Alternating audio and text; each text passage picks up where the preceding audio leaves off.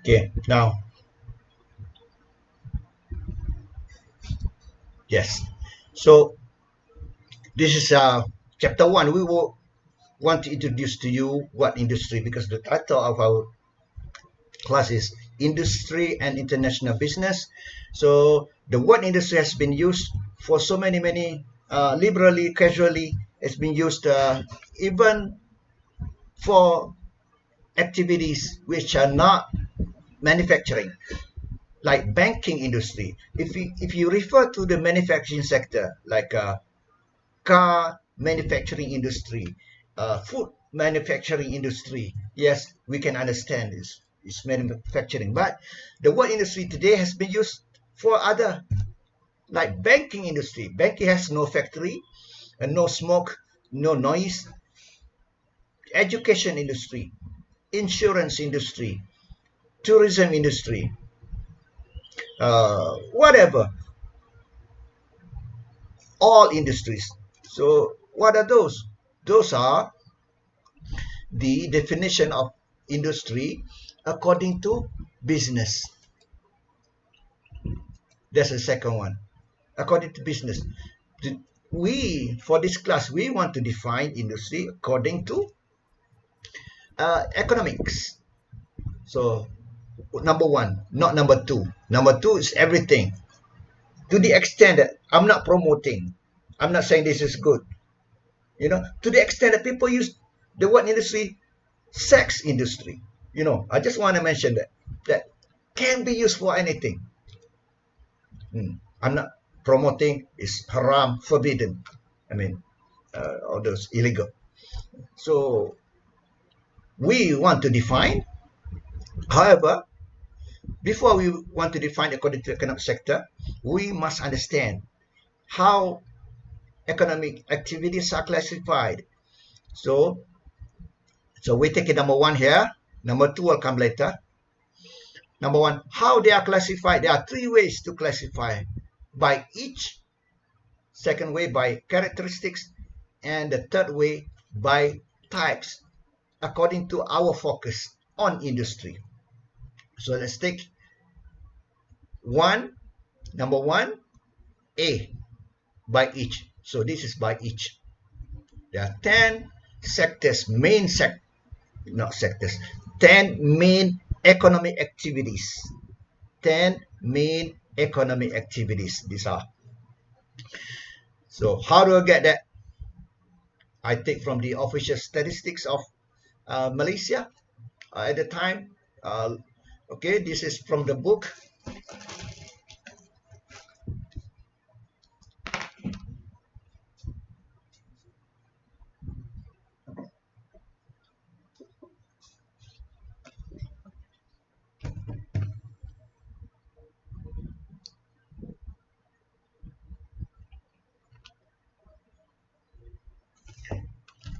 From the book here, this is the book, Economic Report. This book is actually government document with the logo of Malaysia, government document, published by Finance Ministry. Every year, once a year, on the day the Finance Minister table the national budget in Parliament. So the moment he speaks, this document can be purchased, a physical document, or can be watched, can be looked at online. So this is economic report. At the end of this, there's a statistical table. From the statistical table,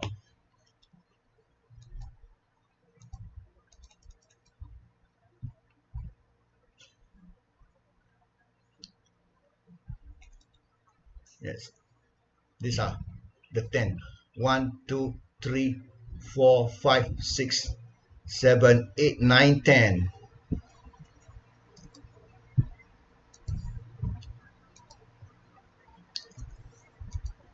This is published in 2001 at the end. So statistics table. So this is constant price. Just what I mentioned to you, it means that at that time they were using 1987 as the base price, because when you want to calculate economic growth, you're actually calculating GDP growth. When you want to calculate growth, you must change all the current prices, change it to constant price based on certain year that is used as a base year. So at that time, this is the year 2002, 2001, published in 2001, right? Yes, 2001 published. So it makes sense at that time to use 1987. But for example, today, 2023, the year, if I still use 1987 base year, it is outdated. Because look at this one. This is the latest. This is the same thing. Notice the book has changed since 2019. 2019 beginning, the name of the economic report, this document, every time the budget, national budget is tabled in Parliament, the name of the document changes to Economic Outlook since 2019. So this is published in 2020. If I still use 1987, it is too much outdated. So now look at this. What they use for this one published in 2019. Okay, no, 2020. Yes, 2020 published. The year come out. So they use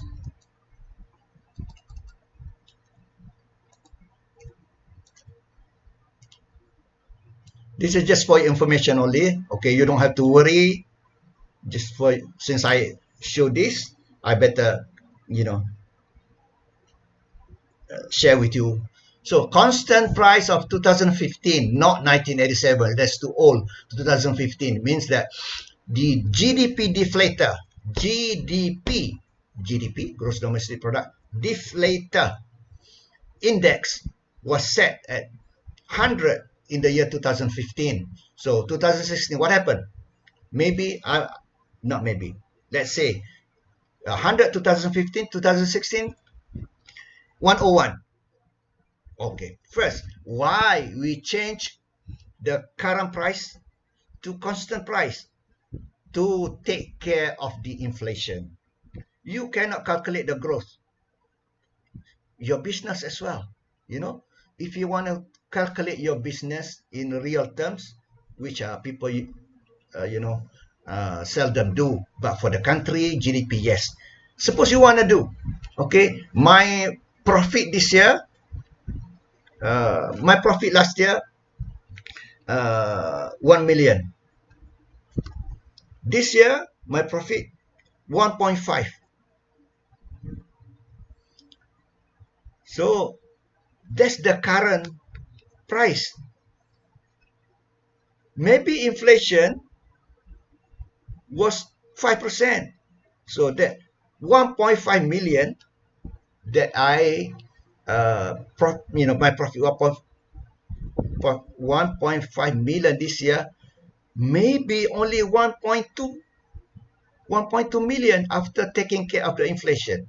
So what we do here, but seldom, for GDP, yes, a must. This is no other alternative. If you want to calculate economic growth of a country, you're talking about the growth in gross domestic product, the growth year by year of gross domestic product, or quarterly, whichever you want to. So what you do is that 2015 was 100, the index for GDP deflator. 2016, say 101. So what you do, you get the current prices.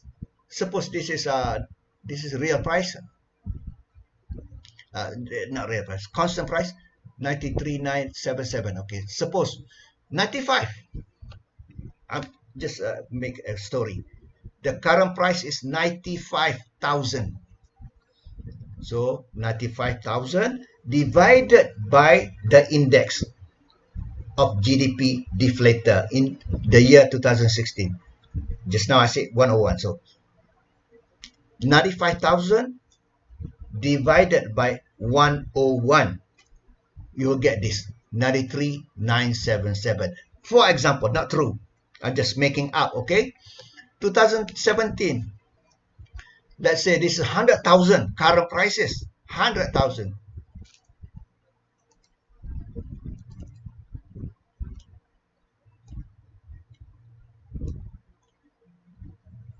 100,000. Suppose you divide 100,000 by the GDP deflator. Suppose GDP deflator in 2017 is 102. I'm just making, okay? Please, not true, not true. So 100,000 divided by 102, you get 99,381. So that's how you get the constant price based on 2015 as the base year. You don't have to calculate for 2015 because whatever number divide by that 100, times 100, okay? 100 times 100. So all these numbers are in constant price. How do you calculate? This is not finished. My table not finished. That's the end still. Let me go to this table. Another thing. When you see this is published in 2001. Okay? In October. Not yet finished the whole year. In October. So when you see this on the top, this is estimate. This number 4, little 4, estimate, because October not yet finished the year of 2001. And this is the next year, which is 2002. Estimate here, this is projection. Okay, so this is the what you can use actually already calculated. This is estimate only. So how do you calculate the economic growth? This is already in constant price. Remember, I explained to you divided by GDP deflator. So economic growth is B minus A per A times 100%. What is B? 18,000, 18,010 minus 17,889 divided by 17,889 times 100%. You get 0.7. This one 4.5, there's a number here, which is 1995. Is 17,889 minus in 1995, whatever the number here, let's say 16,000. So divide 17,889 minus 16,000 divided by 16,000 times 100%, 4.5. All the way you go on. I mean, that's all the way to the right. Okay, let me show you another example. Same, just to make sure you understand. 0.4%, the economic growth. This is economic growth. How do you get 0.4? B minus A per A times 100%. B minus A per A, B minus A, not per. B minus A divided by A. B minus A divided by A times 100%. 17,575 minus 17,512 divided by 17,512 times 100%. You get 0.4. So the rate here is the process there. Okay, that's yearly. What about quarterly? When you see, the economic growth news, China's economy grew 5% in the in the first quarter of this year. Let me repeat. I'm just making up, okay? Not true. Just making up example. China's economy grew 5% in the first quarter of 2023 this year. Okay, let's take second quarter, not first quarter. Easy for me to show the mistake that people will make. Okay, let me read again. Let me not read. Say that again. China's economy grew 5% in the second quarter of this year. What is quarter? January, February, March. One quarter. Quarter one. April, May, June. Second quarter. So China's economy grew 5% in the second quarter, which is April, May, June, second quarter of 2023. Some people make a mistake. They think, first mistake, second quarter of this year compared with the first quarter of this year. Wrong. In other words, they compare the economic growth for the second quarter, which is April, May, June, compared with first quarter of this year, January, February, March, first quarter. No, wrong. That's wrong number one. Wrong number two, mistake number two, they compare the number for June, second quarter, June compared with April of this year, because second quarter is April, May, June. June compared with April. No, mistake. The correct one is that second quarter of this year, when you see the news or hear the news, China's economy, what? That's real GDP. It goes without saying. I want to eat rice. For example, I want to eat rice. When people say, Asian people say, I want to eat rice, it means that I'll be eating rice with something, vegetable or fish. We don't say that, I want to eat rice, fish, vegetable, chicken, egg. No, we just say, I'm eating rice. It goes without saying all those vegetable, fish. So, same thing. When we say economic growth, we refer to, without saying, GDP, real GDP growth. Real gross domestic product growth. Why real? Constant prices.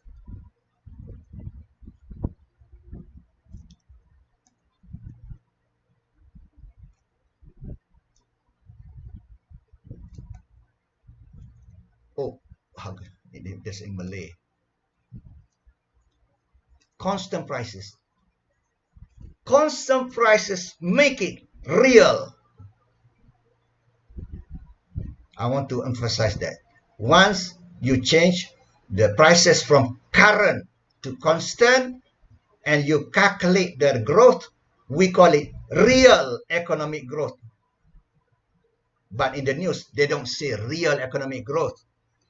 China's economy grew 5% in the second quarter of 2023, this year. That's how the news says. China's economy grew 5%. It goes without saying, just like just now, I'm eating rice, which I don't say that I eat rice and chicken and vegetable, bok choy and whatever. It says that real GDP growth. Where is real? Because constant price. And GDP growth is economic growth. Okay, got it. Yes, the quarter. The two mistakes. Compare second quarter with second quarter this year with first quarter this year. Wrong. Another mistake. Compare June to April. Wrong. The correct one is when the news says China's economy grew 5% in the second quarter of 2023, it means compared with second quarter of previous year. That's very important. I want to repeat. When you hear China's economy grow 5% in the second quarter of 2023, it means that it grew, or it grows, whatever, past tense or present tense. It grew 5% comparing the number of second quarter this year compared with 2023, okay? Compared with second quarter of previous year, 2022. You got it? So you don't compare quarter. That's why the word at the end of this YOY. YOY is year on year.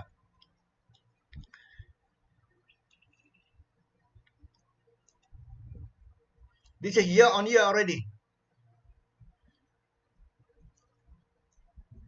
This 0.6 here, yearly. It says here, year on year.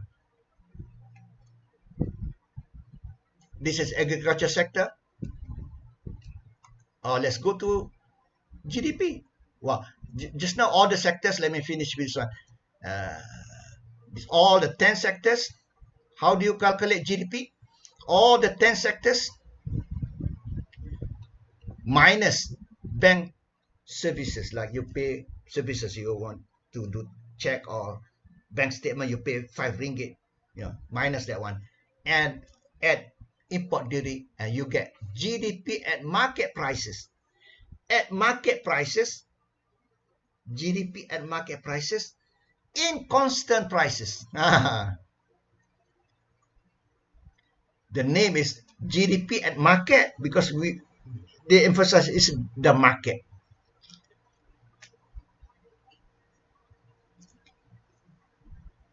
Market prices.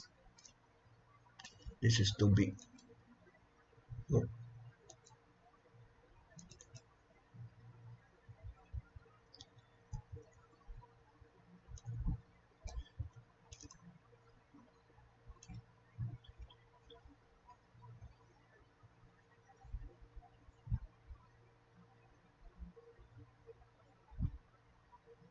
Yeah. Market prices in constant prices. The prices is constant, okay? That's very important. But based on what's in the market. Because there's a price, producer's price, consumer price. So this is defined at the market. So in constant prices anyway. So that's how economic growth. Let's see. Still too big. I want to finish this quickly. This is all for your knowledge.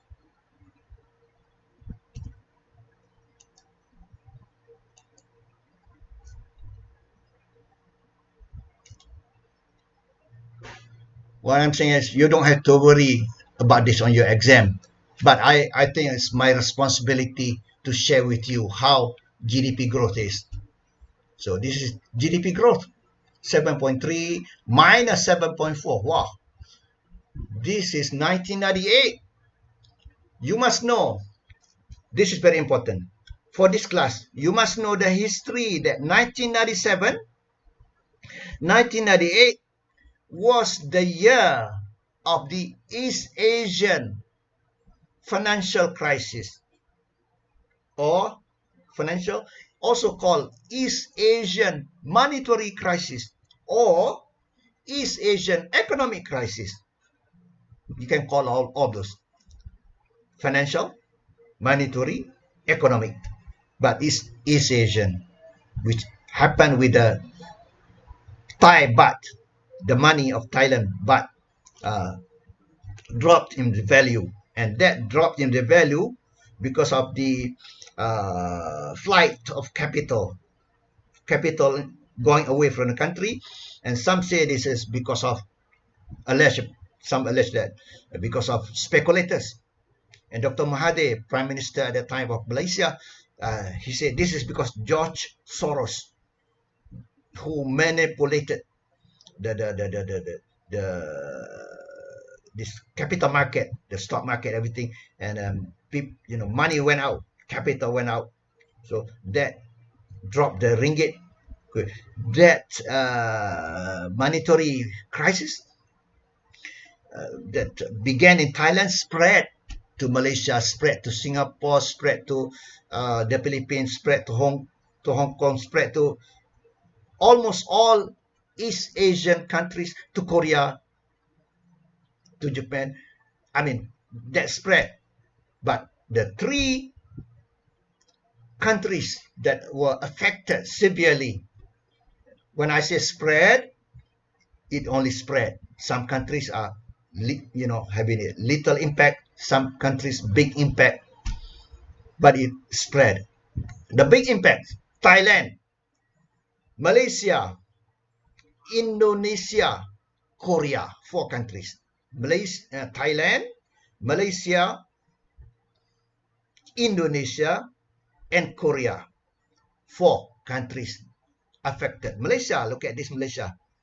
Minus 7.4% in 1998. The crisis began in 1997. 1998 is the impact year. Minus 7.4, negative. So the 4 countries, 3 borrowed from IMF, bail out, borrow money, because, to defend the currency from dropping, the central bank of each country must buy their own currency to create demand. So using what? Using bank reserve, central bank reserve, usually US dollar. So Thai central bank use their reserve dollar to buy baht. Why buying baht? To defend the baht from going down again, to create value. Demand.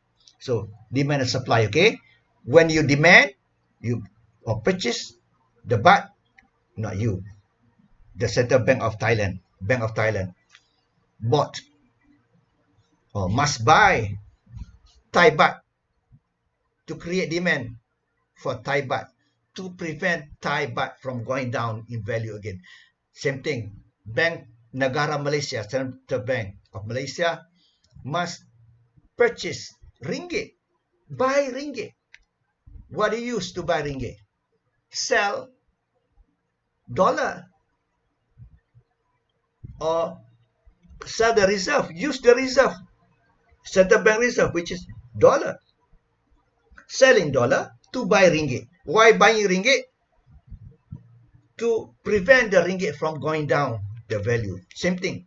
So how much and how long can you do that? Can the central bank? Because the central bank will dry out, finish the reserve. No, cannot. That's why must borrow from IMF. 3 countries borrow from IMF, except Malaysia. Thailand borrow from IMF. Indonesia borrow from IMF. South Korea borrow from IMF. When you borrow money, they don't just give you money. String attached. In Malay, there's a proverb. A cow, lembu, mu, cow, cow. The nose is being, the rope inside the nose. That's how the proverb in Malay proverb. When you borrow money from people, it's like your nose is being, attached to a rope. In economic writing, we call it string attached. That the IMF would ask the country to do this. To do what? to do restructuring of the economy, of the economic system, restructuring the banking system, whatever system, economic management, to restructure, to reorganize, and to what? To liberalize. This is very important word. To liberalize. Open up your economy so that there's more competition, including open up to foreign companies, competition to foreign companies. And this is dangerous. You know, if you open up banking sector, banks from United States, Citibank is so huge, can just, you know, what I call this, I want to do on a camera like that and finish. I mean, not even eating, you know, it's how we say, not even eating the bank, but just using the tongue and finish. Banks in Malaysia so small, cannot defend itself. Also insurance company, and also car, automobile, whatever, you know. So open up. So this is liberalized or neoliberal ideology, neoliberalism. The author of neoliberalism is IMF and World Bank. So once you borrow from IMF, International Monetary Fund, IMF, you have to do whatever IMF tells you, not you, the country, to do. So Thailand, Indonesia, Korea borrow from IMF. So among the things happened that in Korea, Daewoo is out of business because of this restructuring after the IMF. Korean people say this is IMF crisis, not East Asian financial crisis, called the IMF crisis. People were patriotic. The woman will go give the gold necklace, you know, and bracelet, ring, gold, give to the country to pay back IMF. Very patriotic, but not today.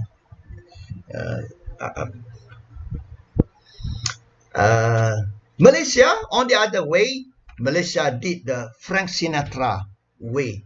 Frank Sinatra, there's a song, I Do My Way. So Dr. Mahathir, Prime Minister at that time, he chose his own way. He fired his finance minister on September 2nd, 1998 to September 1998. Prime Minister Dr. Mahathir at the time fired his finance minister, and then he started the move with capital control. 1998, okay? 1998, we're talking this year. Capital control.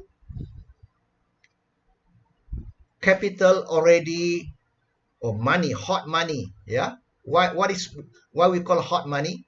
Hot money just go wherever the return is high, wherever the loyalty, there's no loyalty actually when it comes to profit or money.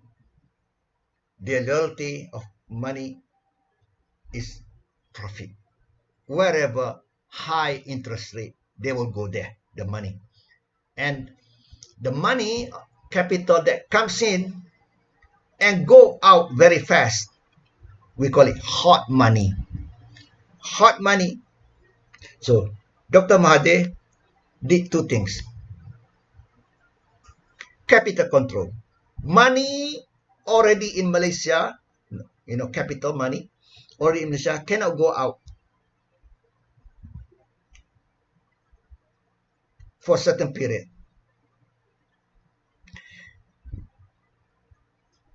That's capital control.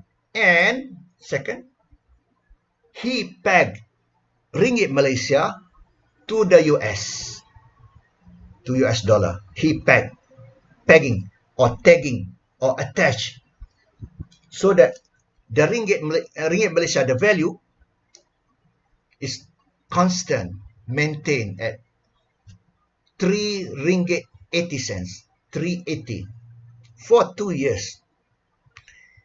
So the ringgit never changes for 2 years. 380 for each dollar, American dollar. $1, 380, 3 ringgit 80 cents for 2 years. So these two things, and then he did. Malaysia came out very successfully from this crisis. When he was doing that, mainstream economists, IMF, World Bank, all mainstream economists were looking at, how to say this, laughing at Dr. Mahathir because he was doing something unorthodox, strange. What is not the word strange? Unorthodox. Because the orthodox, the way has been done is that you take the restructuring, reduce the debt, national debt, and restructuring the banking and financial sector, so that take care of non-performing loan, so that you can shore up the ringgit again. No, Dr. Mahathir, and follow the advice of IMF. That's the orthodox way. Follow exactly what IMF says, whether you borrow or not. But Dr. Mahathir did the other thing, capital control, and plus the pegging of ringgit. Pegging of ringgit is not so much unorthodox, but capital control was considered as unorthodox, not orthodox, not following the convention, not following what everyone is doing. That's what we call unorthodox. Orthodox way is that's how everyone is doing. So Dr. Mahathir did the other way, not like everyone. So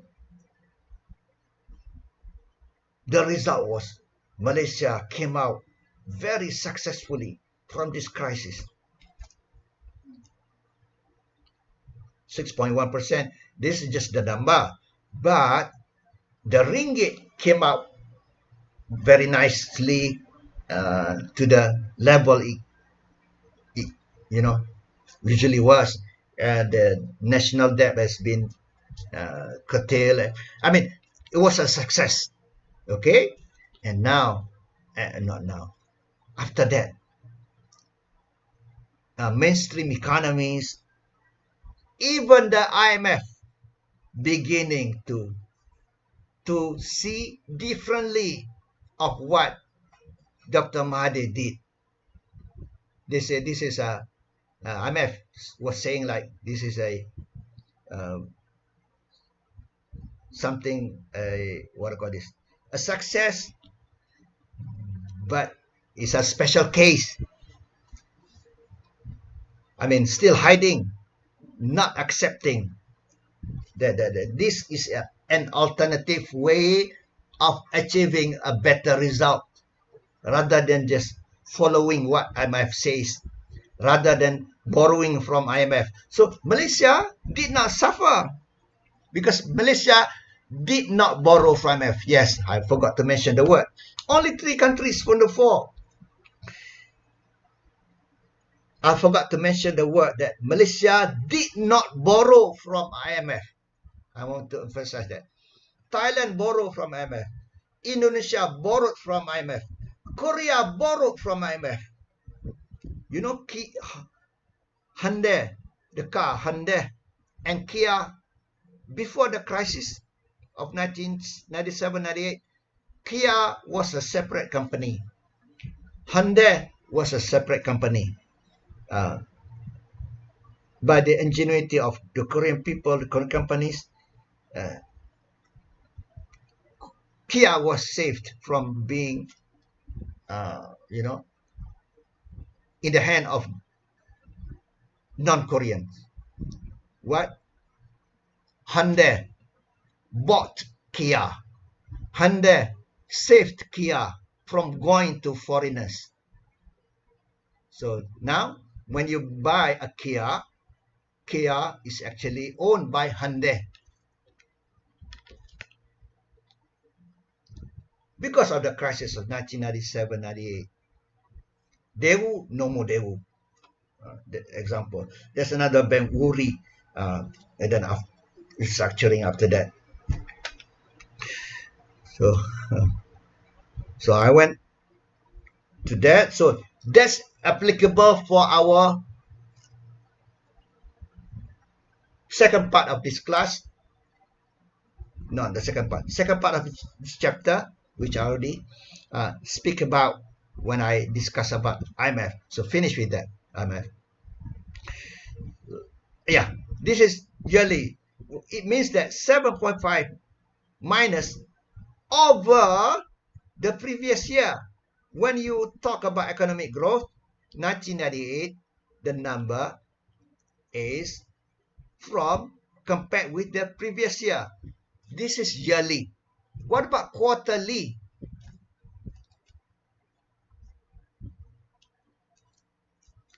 I think I better go straight to this because eventually we're gonna look at this.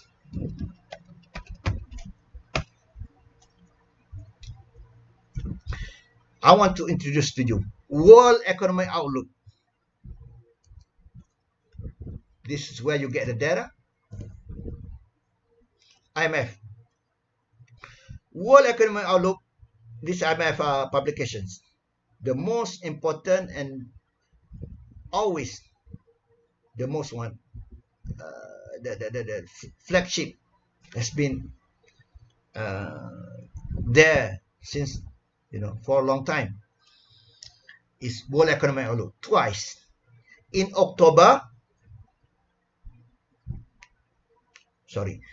April and October. You must remember, World Economic Outlook comes out April and October. In between, there are two more. If changes, not if. Surely there's going to be changes. There's World Economic Outlook Update. That's the name of it. Look at this, update. Economic Outlook. Better showing here. Every time they say title, according to the economic situation in that year. So inflation peaking amid low growth. The book here, if you go second page, whatever, title. A rocky recovery, near-term resilience persistent. What happened is 2021, fault lines widen in global recovery during a pandemic. This is pandemic, COVID-19. See, I'm showing you title is different yearly according to what happened, the main event economically in the global economy, of that year. So came out when? The main one in April. I said April and October. April 2022. War. This is war in Ukraine. Set back the global recovery. So came out when? Two times. April and October. April and October. Yes. In between the main World Economic Outlook, April and October, in between there's update to take care of changes of the projection and so on. So April came out, update in July. So 4 documents every year. April and October, update in July, and update in January. So April, the main, update.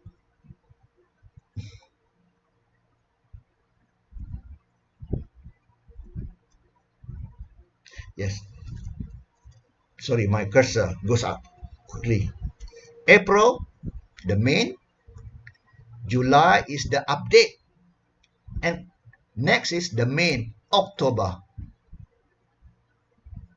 New title, countering the cost of living. And update in January. So you must know.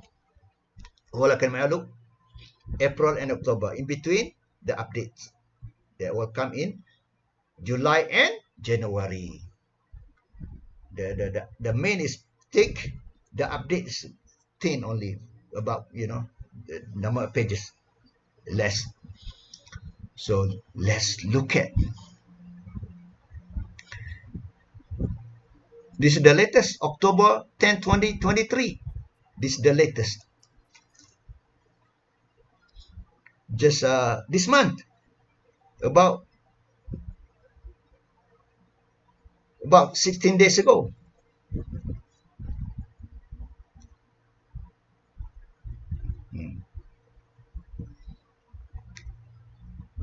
So what academic output United States. This is just so, you know, the display. We have to go to the chapters.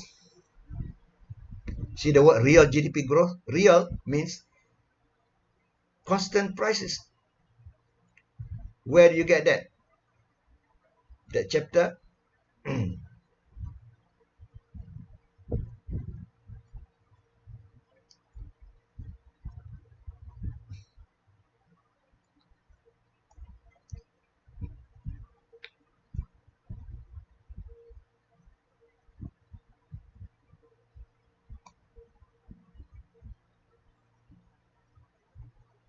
Statistical appendix.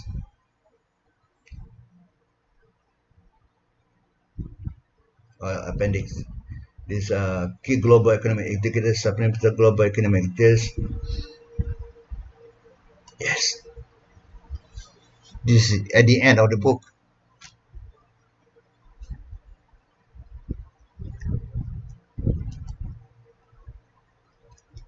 Yeah.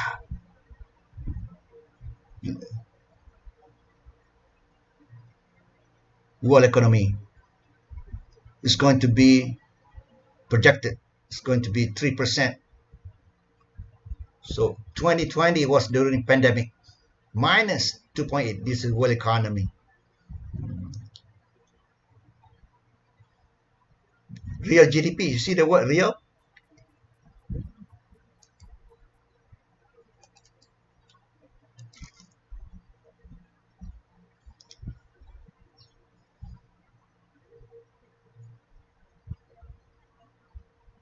United States. Okay, another thing, you know, you see the what is high, what is low. It is very relative. What is relative? Me, if I'm in Malaysia, or if I go to Japan, if I go to Korea, I'm standing, I'm not short, I'm normal. But if I go to America, Europe, I'm standing with the European people, American people, I'm a short person, short in America. So the word relative. So economic growth, same. The world economy, look at this, 3.5. This is a strange only because of coming from the low of negative. That's why usually economic growth of the world, 5% is the highest during normal time, the highest it can get. Whereas developing countries,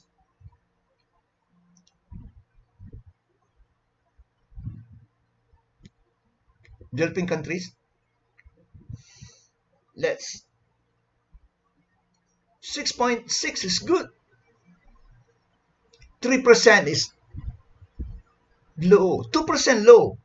But for developed countries, because the size of the economy of the world and also developed states. 2.3. Don't take this line, okay? This line 2021 is exceptional year 2021 because coming from negative of pandemic. All this because of pandemic, COVID-19. So this number is strange. 5.6, 5.9 United States because of coming from low. 5% United States is almost maximum, but 5% for developing market, 5% is medium. 5% is high for United States and world economy because of the size, but 5% for developing economies, it is medium. 3% for developing economies, developed economies in the world, 3% is okay. But 3% for developing economies is low.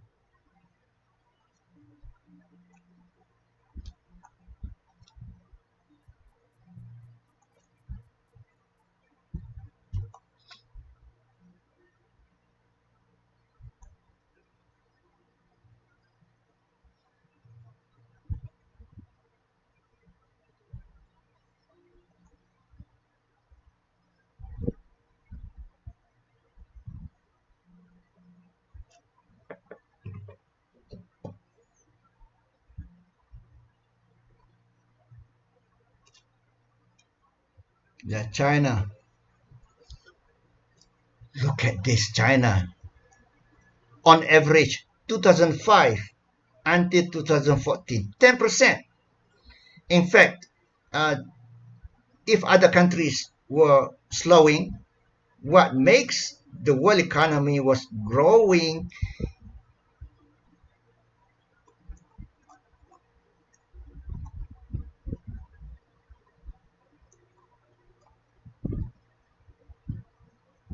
1.5%.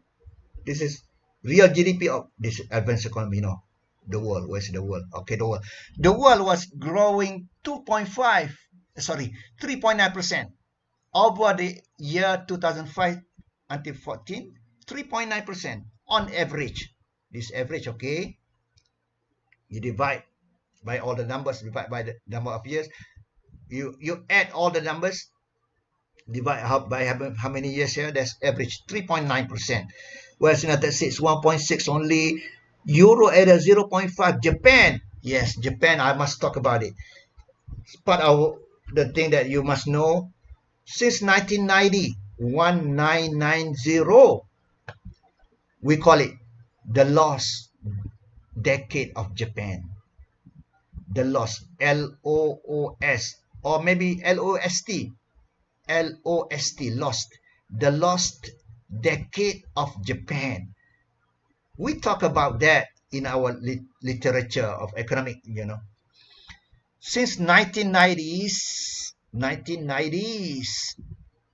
the lost decade of Japan. And that continues until today. Look at Japan, 0.5. Sluggish, very sluggish, Japan. Since 1990s, 0.2, 0.1, 0, never negative, but 0.1, 0.2, 0.3, 0.4, 0.1, 0.2, never above that 0. Whatever. The lost decade of Japan, not just one decade, the lost decades of Japan. So if this is growing very slowly for advanced economy, why advanced economy? The size of the economy. When you talk about the world economy, actually you're talking about the global, the advanced economy. But China also a large economy. So what sustained the world economy during that time? 3.9% is actually by China. 10%.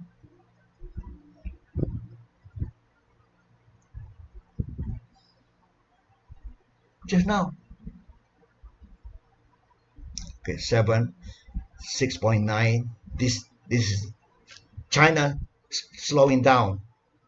In the past, China during the beginning of after joining IMF, sorry, WTO, World Trade Organization, 2001, China joined and trade everything. China was growing in the year 2000s 12%, 9%, 10%, 12%. That's why it got this 10% on average. But it's been slowing down 7, 6.9, 6.8, 6.8, 6.0, 2.2 because of pandemic, but still positive. And you don't consider this because everything 2020 is a strange number because of 2020 was the strange year of COVID-19. And 3% only. Look at this, 2022. China is slowing down.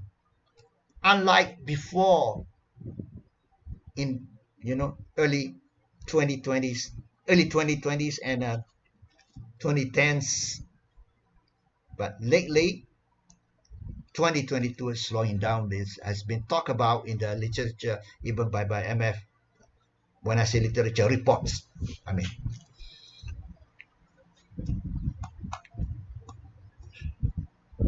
I want to show you quarterly, but I failed to find it. We don't have time.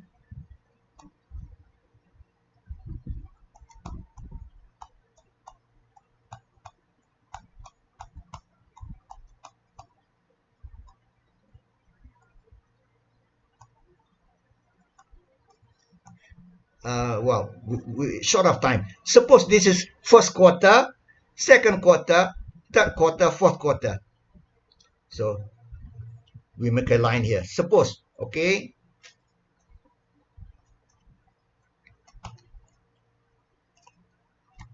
We see.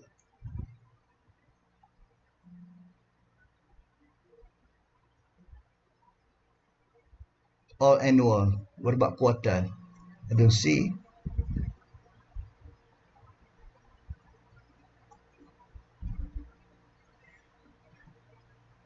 Okay, now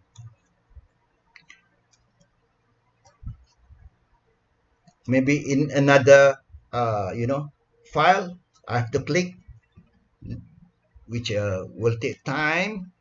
For the sake of time, suppose, okay, this is first quarter, second quarter, third quarter, fourth quarter 2022. And then from here I make a line here, so my cursor is there. First quarter, second quarter, third quarter, fourth quarter 2023. So the divider here. So when I say just now, China grew 5% in the second quarter here. For example here, 5%. It actually compares this second quarter of this 2022. I wouldn't say 2023 because not yet finished, right? This is still 2023. So say this is 2022. On the left is 2021. So this second quarter 2022, 5%. It means second quarter 2022 compared with second quarter 2021. That's the correct way. Not second quarter compared with first quarter of this 2022. No. Second quarter of 2022 compared with second quarter of previous year 2021. Suppose there's news already because this is in October. October is actually the fourth quarter. Okay. January, February, March, first April, May, June, July, August, September, third quarter. But the data comes out very, not now. It takes time. Suppose there's data already up until September. So suppose China's economy grew 5% in the third quarter of 2023 this year. 5%. that 5% of third quarter is actually compared with third quarter of last year. Okay, now you got it. Okay, let's go back to our so the 10 coming from here. Okay, what about another thing? Let me finish with that one since I was showing.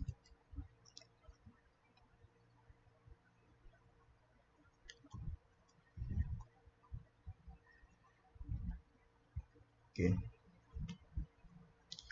These are the 10 economic groups, followed that of Malaysia with some activities such as the ICT becoming more important to national accounts. The grouping has changed since 2009. Since 2009, the grouping, this 10, the grouping has changed. No more 10, becomes 13. Why? Some of them are becoming more important as the time changes. For example, ICT. Previously,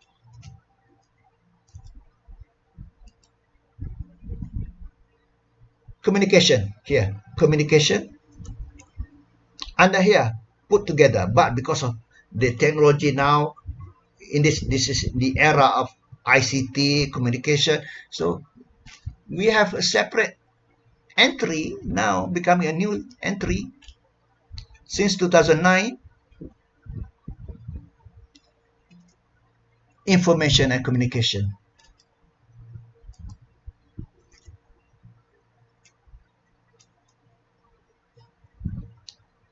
And finance and insurance become separate from finance, insurance, real estate, and business. Basically, finance, insurance, real estate, and business services together now separately. So now we have not 10, 1, 2, 3, 4, 5 utilities. Utilities is the modern name, new name or modern name for electricity, gas, and water. Today we call it utilities. I mean, we've been calling that not today, since long time ago, but the you know, the Malaysian government, for the statistical record, they call it utilities, which is electricity, gas, and water. So 1, 2, 3, 4, 5, 6, 7, 8, 9, 10, 11, 12, 13, 1, 3. Okay, since 2009, and the name changed to Economic Outlooks since 2019 with the new government. So finish with that, everything that, just to show you how I get the 10. I was just following the previous book or document, the 10 here. So the first way of classifying economic activities are this way.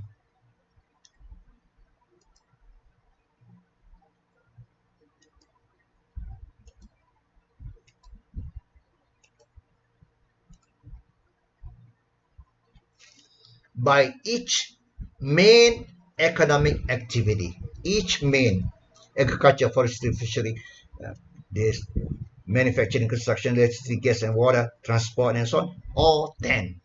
And now today, 13. Don't worry about that. That's first way. Second way is by the characteristics of production. Now you begin to see this. This is called primary sector, secondary sector, ancillary sector. The 10 can be reclassified into 3 categories: primary sector, secondary sector, and ancillary sector, or tertiary sector.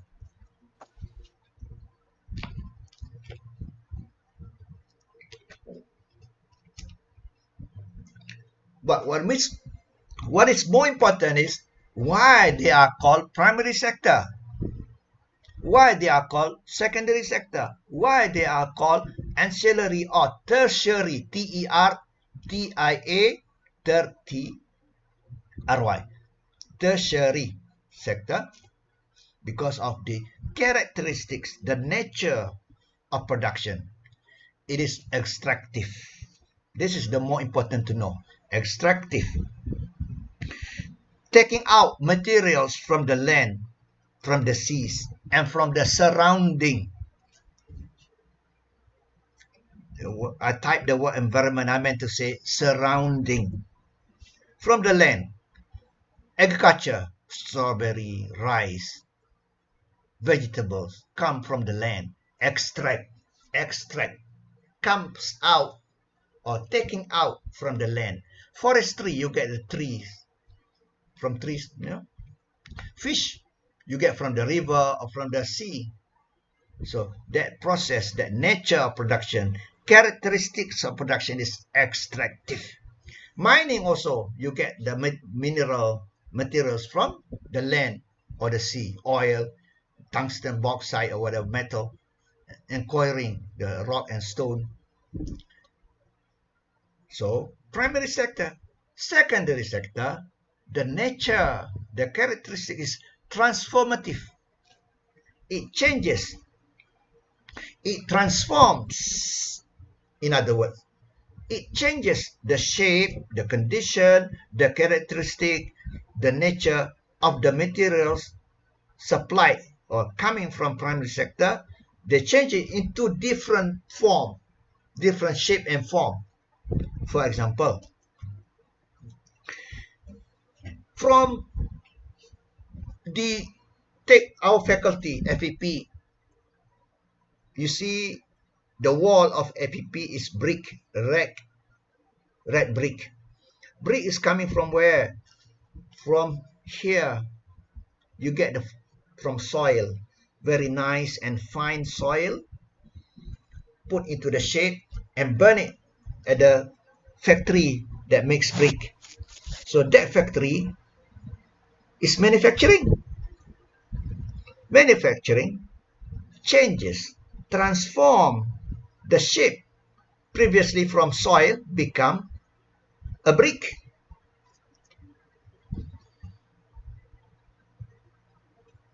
Orange juice, you drink orange juice, is manufacturing. From orange, which is agriculture, transform in the factory to become orange juice. Yeah, changes, transform the shape and characteristics of material supplied from primary sector, first part, and also by other products in the secondary sector. By other products in the secondary, for example, just now, brick, by other products in the secondary sector. Bricks already manufactured in the factory already. So construction is also secondary sector.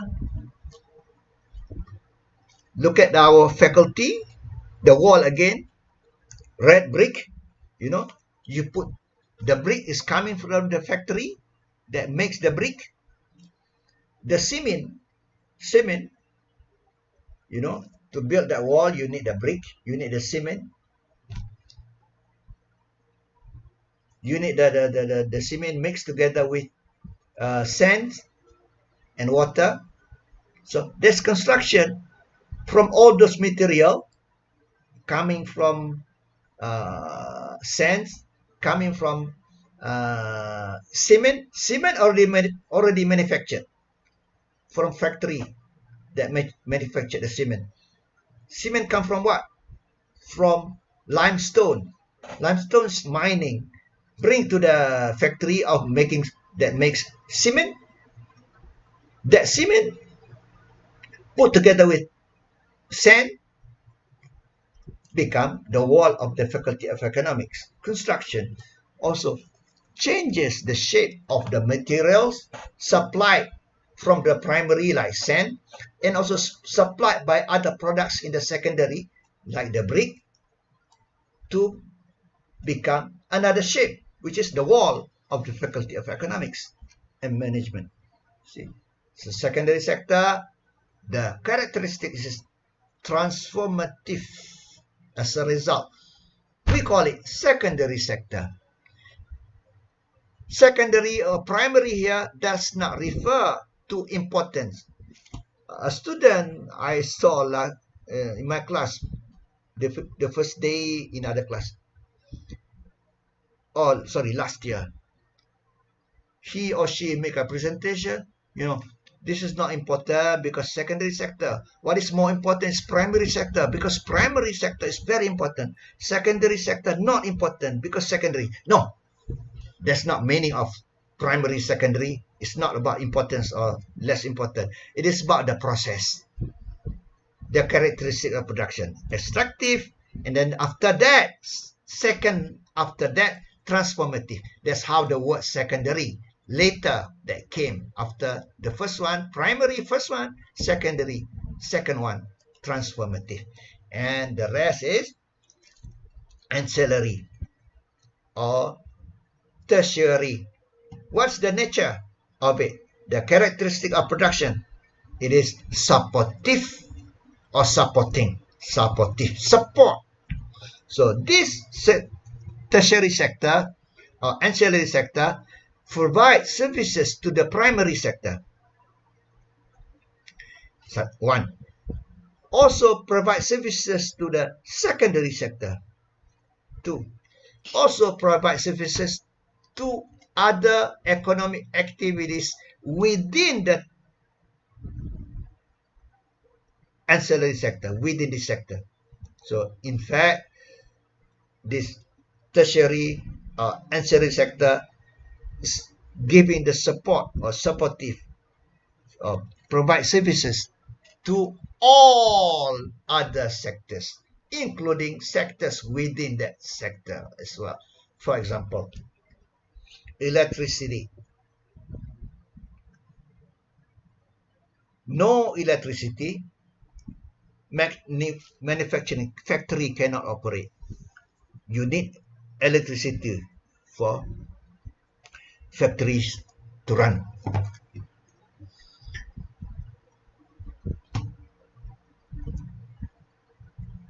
Mining.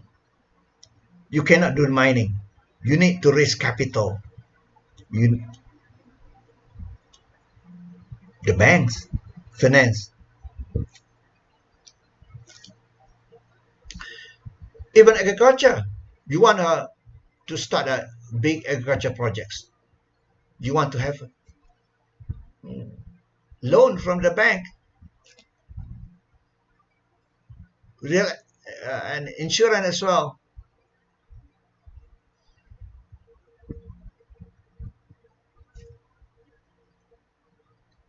What else? And within, look at this, transport, within this sector, transport. I have a company, lorries. I have 20 lorries, trucks.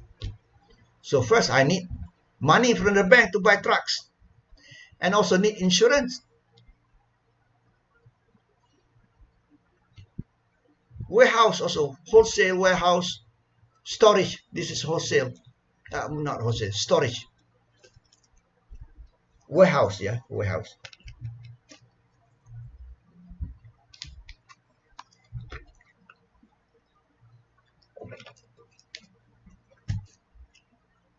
I need insurance, from fire insurance and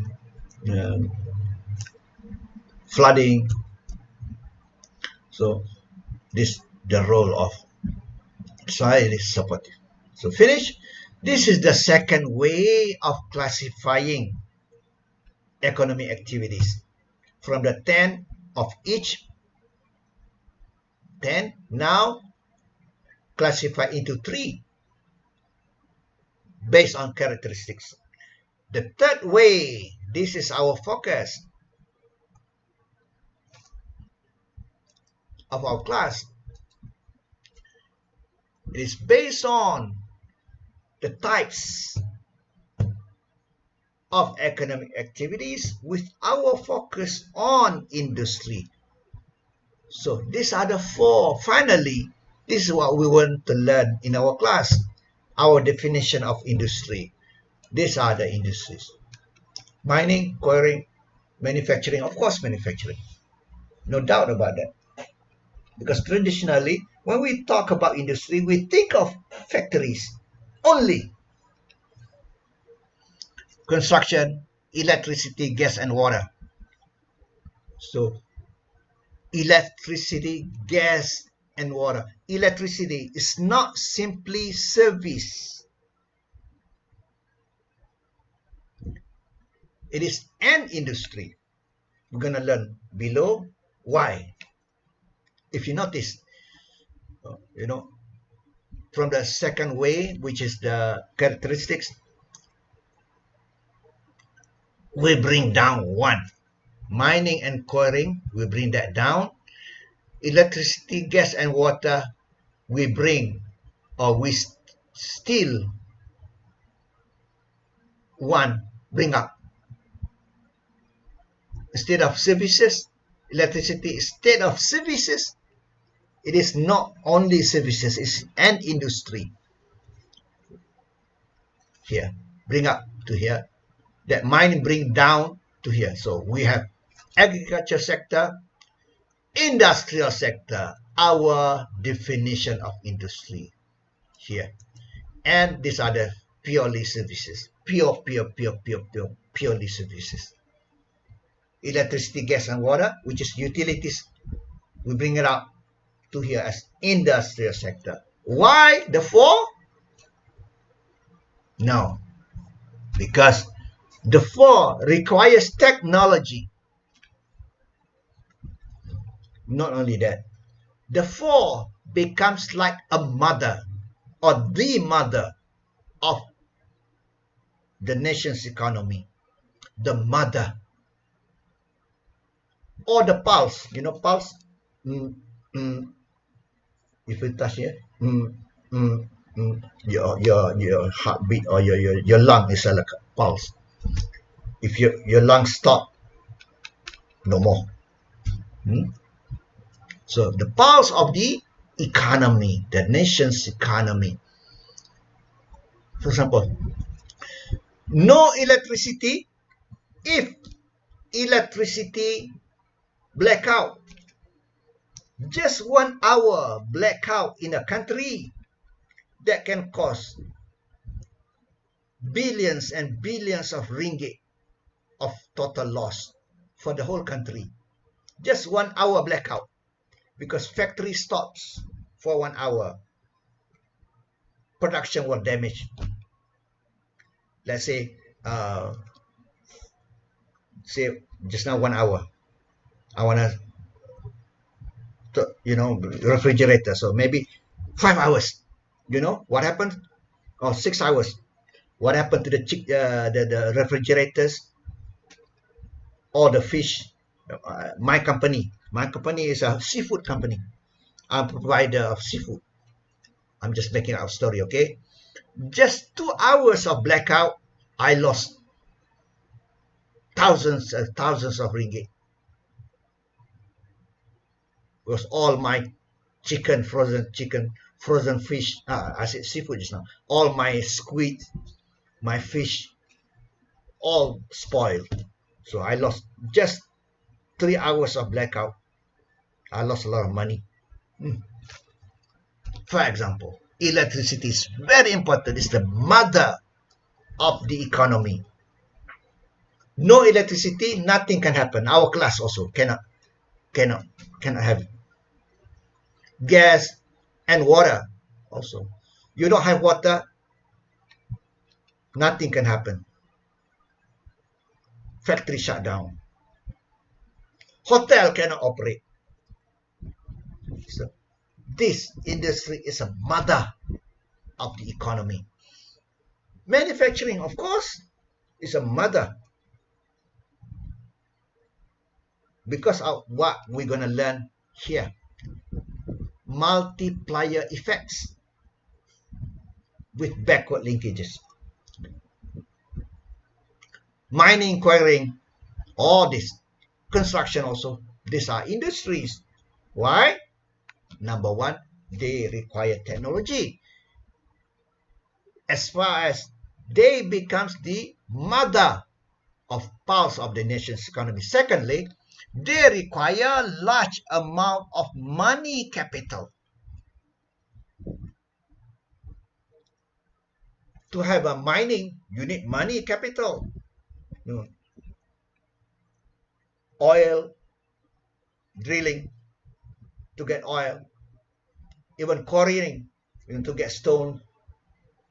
You have to have equipment, machines, a lot of money capital. Manufacturing, of course, I need to buy land, I need to build building there, and I need to bring in the machines to start an industry, a factory. Money capital. Construction also. Electricity, yes, a lot of money capital. Need to build a dam, and the generator, machine, everything, gas and water, all needs money capital. Number 3, very important. They have the multiplier, large multiplier effects. What is multiply? Multiply effects to other economic activities through backward linkages. The most important, not the forward linkages, but backward.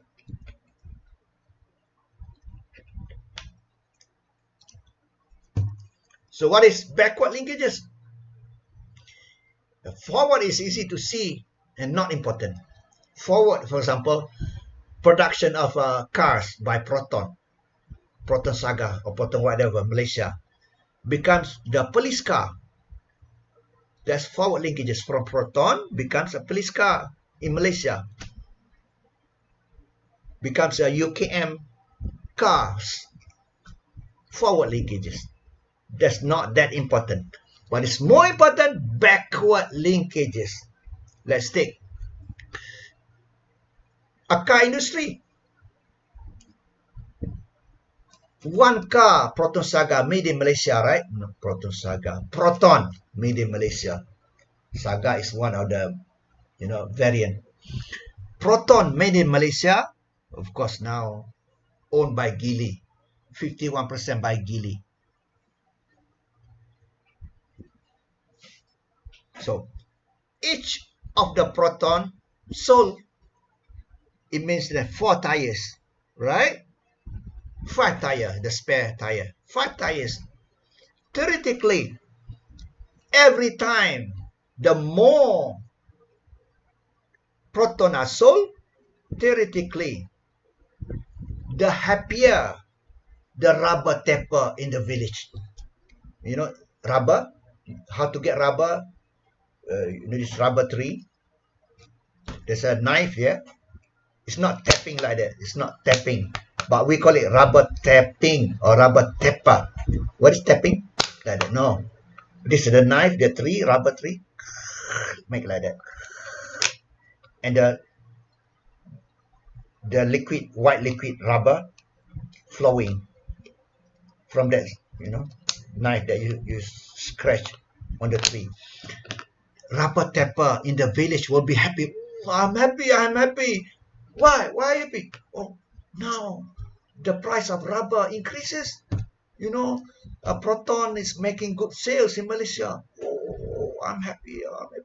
Theoretically, but it's not true. Because, the rubber tapper work very hard and sell it to the middleman. The middleman buy the rubber from rubber tapper very low price, at low prices, and sell it. So the money is made mostly by the middleman, not the rubber tapper. That's why I keep using the word theoretically. So the more Proton are sold, the happier the rubber tapper. And also the happier people working in the plastic industry. Oh, I'm so happy. This, you know why? Oh, yeah. So many cars are sold now in Malaysia. Proton, our salary go up. I'm a worker in the plastic industry. Because why? Every car has plastic, use plastic. Theoretically, because not all the plastic are being sourced from locally. Every car also glass. Oh, unhappy. I'm working in a glass factory. What else? Fiberglass, electronics, gadget, and so on. So what I was telling you through my drama was about backward linkages. A car industry uses steel. Means that, oh, someone who's working in the steel manufacturing will be happy because more cars are sold, more steel, metal will be used.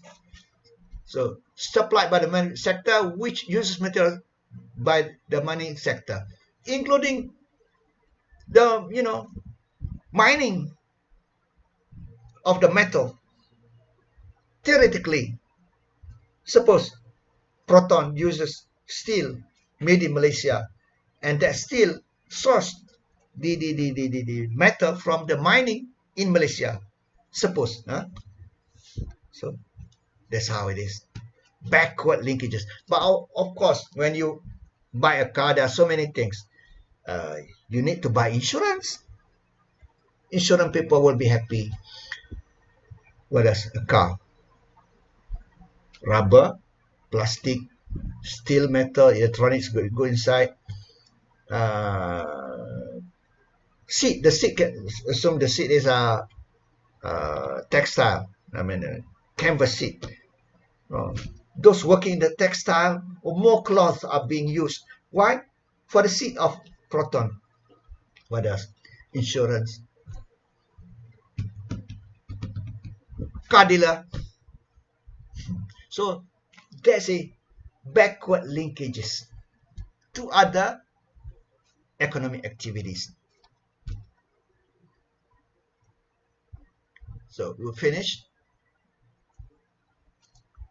So next is we're going to take a break. This is the definition.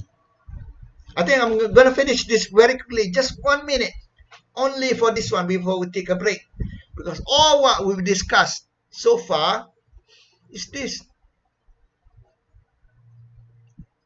Number one, we finished number one, definition of industry. We found it 4.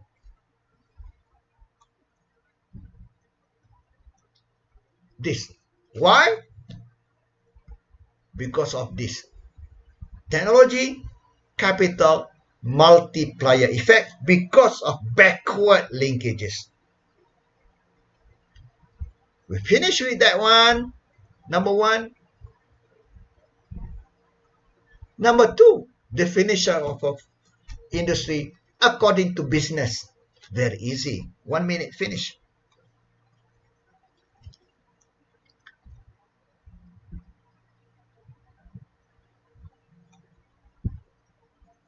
All what that I mentioned. Banking industry, insurance industry. This is according to business perspective definition. Education industry. No factory, right? Is there a factory for education? Sex industry. Tourist industry. Book industry. Computer industry. Yes, computer industry. There's a factory. There's also office. Factory, smoke and noise. There's also no smoke and nothing like that, which is that makes software. Software, make the machine, hardware, factory, of course. Make the microchips. All those together, including the services, fixing, supplying of material for computers, all together are computer industry.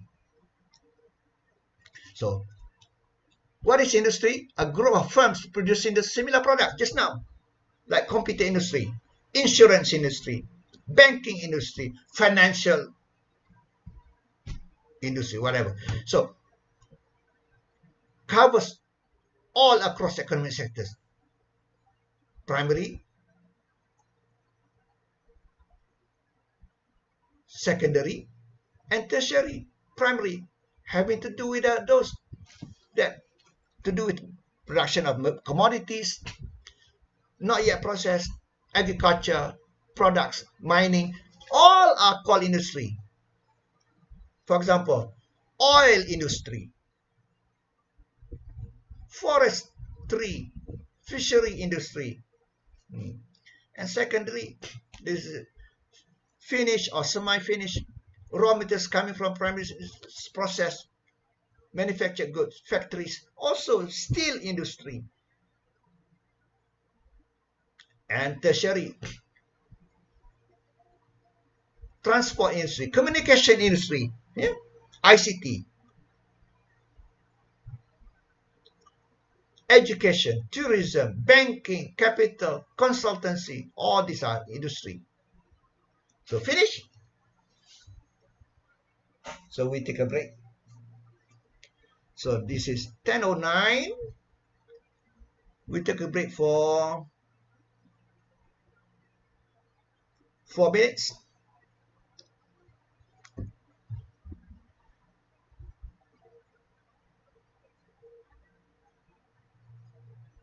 Ten 14, we meet.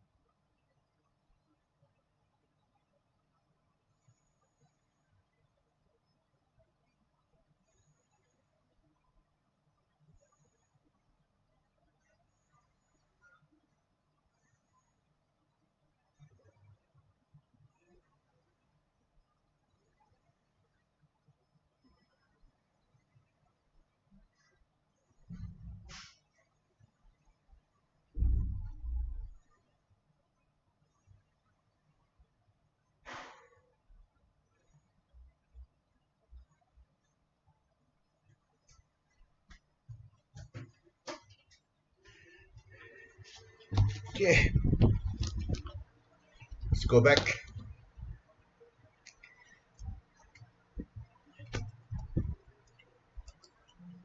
So now, the importance of the industrial sector. So we're focusing on industry. On what? This, on the four. Why they are important? Because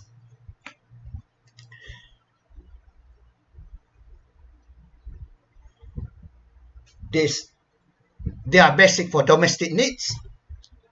They're the mother and the pulse of the nation's economy, and create jobs and generate incomes for household economy and national economy, and for capital accumulation in the country, and technology transfer that leads to innovation, and also the expansion of the export sector, international trade. So there is a connection, positive relationship between international trade and economic growth. So this is like a chicken and egg question. Which one first? Is it eggs or chicken? No eggs, no chicken. No chicken, no egg. Which one? Confused, huh?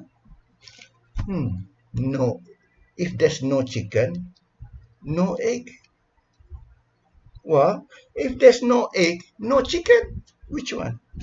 However, in economic study, empirical study, it is international trade, the engine of economic growth. That way. Even though you can say the other way, which is more economic growth, higher economic growth, that will trigger more international trade. However, the other way is more important. International trade is the engine of economic growth. It means that the rapid international trade, the potentially more likely economic growth will occur. Or the other way of saying, the higher the rates of growth in international trade, the higher will be economic growth of a country and also the world. If the world trade is growing fast, economic growth of the world will grow. See, trade is the engine of economic growth. So, concept of international business. International trade is under part of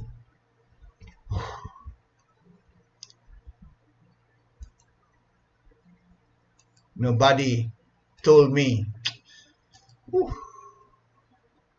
I forgot to turn on the microphone. So please remind me, class, if I forgot to turn on again my microphone. So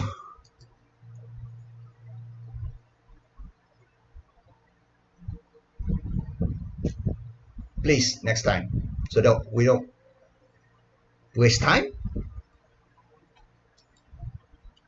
So I was just talking about the importance of industrial sector. So we are talking about this, the importance of these activities, the four economic activities that we consider industry. Why they are important? I'm repeating what I said.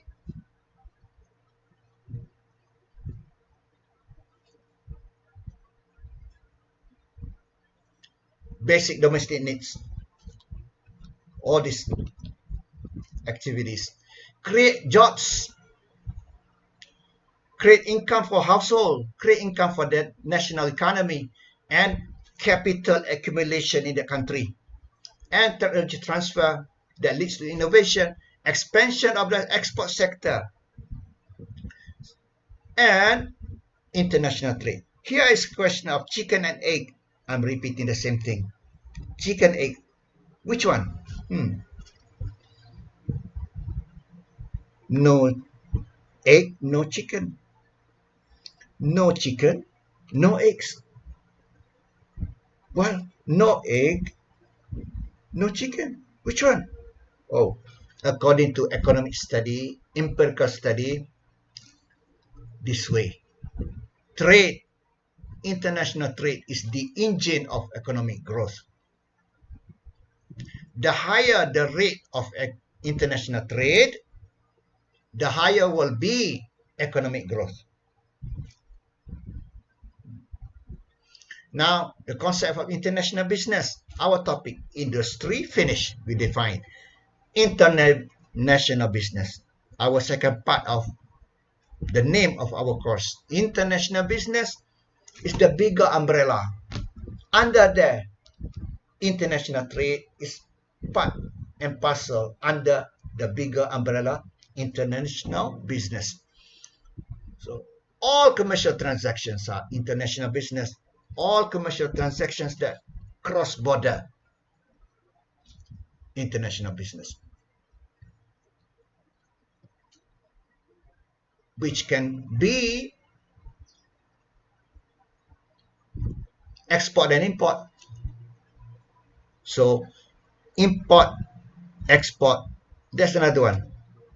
Export, import, re-export. Export, import, re-export. What does it mean? Re-export. Imports and export again. Import and export. That's re-export. Whether directly, just coming and export. That's Singapore. Malaysia's trading partner has been Singapore and the USA in 1980s, 90s. But in the 2000s, Malaysia's trading partner main is China and Singapore. Singapore is always trading partner. But do you think that Singapore people use Malaysia's product? Billions and billions? No. Malaysian's products only going through the port of Singapore. But it's already recorded as export to Singapore. Because the port of Singapore, the location,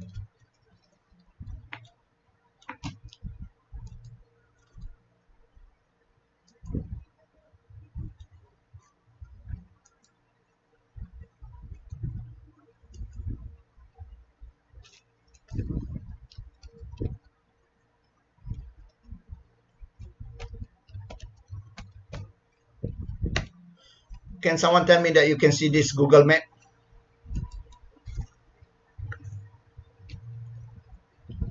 Yeah. Please, I want your response. Just checking.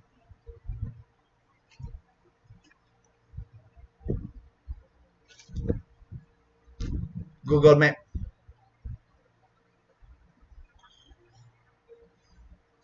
In the world, you know, there are Suez Canal.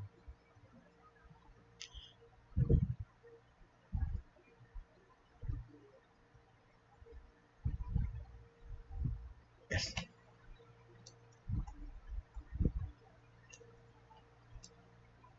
Suez Canal. This is a canal. A canal built deep or dug out for the ship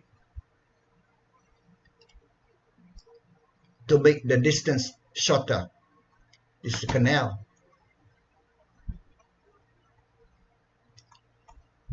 Otherwise, the ship must go all the way here and not efficient. And that's also Panama Canal.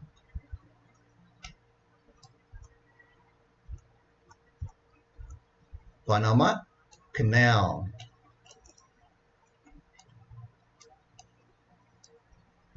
Yes. Otherwise, must go very far and come up again. And all this ship coming from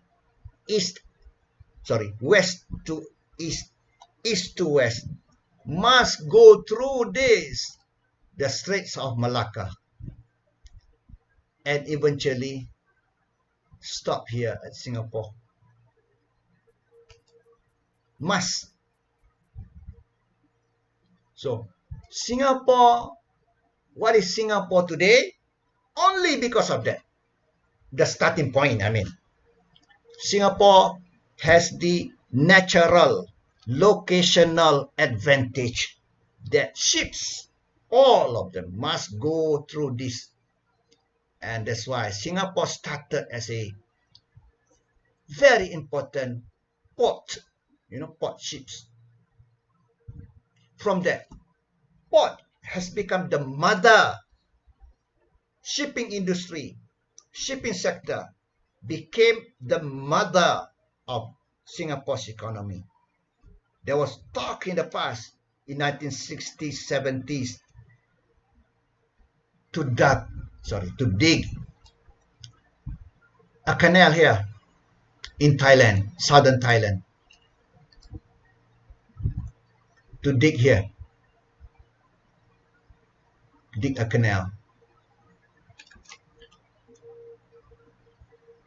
And I want to tell you, every time Secretary of Defense of America,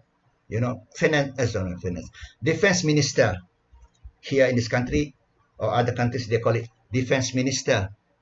So Secretary of Defense of the United States would always come to Singapore, fly to Singapore, visit. And after Singapore, will fly. Never came to Malaysia, never. Only one time previously. Came to Singapore and would fly to Bangkok, above Malaysia. Never came to Malaysia. So I think the Secretary of Defense of the United States came to Singapore, tell this discussion, and went to Bangkok. Oh, persuade Bangkok, please, don't dig this. Don't make a canal here. Please, don't make a canal. Because Singapore is a baby of the United States. Today.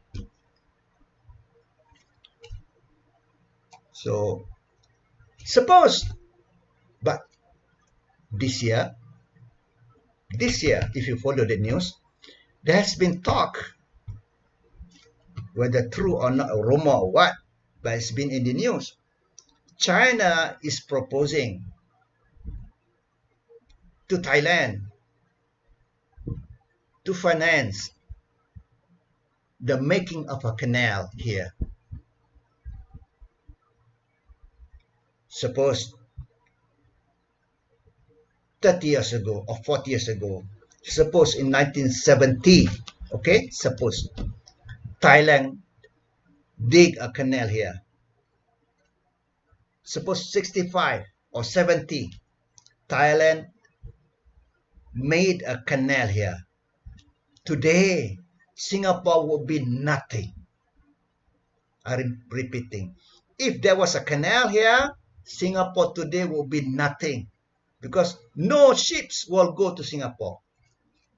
So I'm teaching you something. What is it? Natural advantage that comes from location.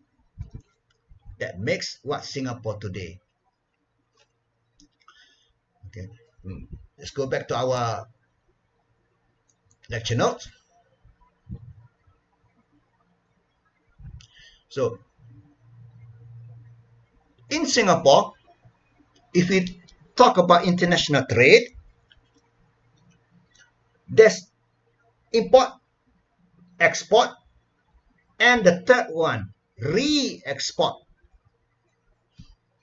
I'm explaining to you with the maths, everything, to just tell you one thing about that, re-export. Malaysia's trading partner is China and Singapore. But why Singapore?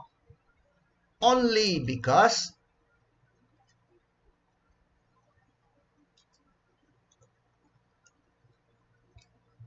product from Malaysia, it is more efficient. You get to the network of ships to go everywhere in the world, cheaper and faster if you go through Singapore. So products of Malaysia exported to Singapore, not because of Singaporean people use it. No, just going through the port, and it is already recorded as an export from Malaysia, import by Singapore from Malaysia, already recorded. So that product only goes to the port and go away. So that's one of the activity of re-export.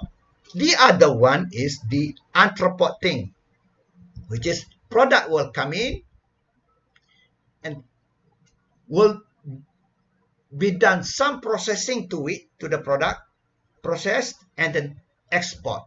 That's entrepot. And that's not happening now in Singapore because too costly, very high labor cost, very high real estate prices. You know, no such thing today. You know, products come from Malaysia and processed in Singapore. No, doesn't make sense. Doesn't make good business sense because very expensive in Singapore to do that. So only so. But that's, however, there's a concept of a free trade zone, even in Malaysia. In Malaysia, there's in Petaling Jaya, somewhere Petaling Jaya, and also in Penang. There are free trade zones, meaning that products coming from overseas will be zero import duty, come and process into the factory, and when it came out from the gated, you know, there's a fence and gated area of free trade zone, will be charged the tax, the duty, the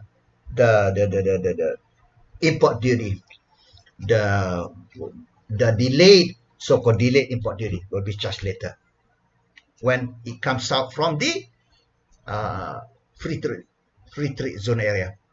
And that's entrepot also, but that's in inland.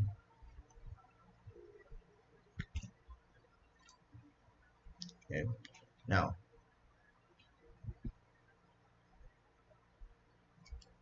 so international trade, export, import, re-export is part of international business because other international business are what? Consultancy, international consultancy, licensing, like a bottle of water, Coca-Cola produced in Malaysia. If you read at the bottom, produced in Bangi factory under the license of Coca-Cola USA. So what they send is only that thing, solid thing, mixed with water. Because if you want to transport Coca-Cola, you know, doesn't make sense. Heavy the water, just here get the gist of it and make the water fit from it. Franchising, McDonald's, franchising, McDonald's Malaysia, McDonald's China, McDonald's wherever, management contract. So also international business. Why?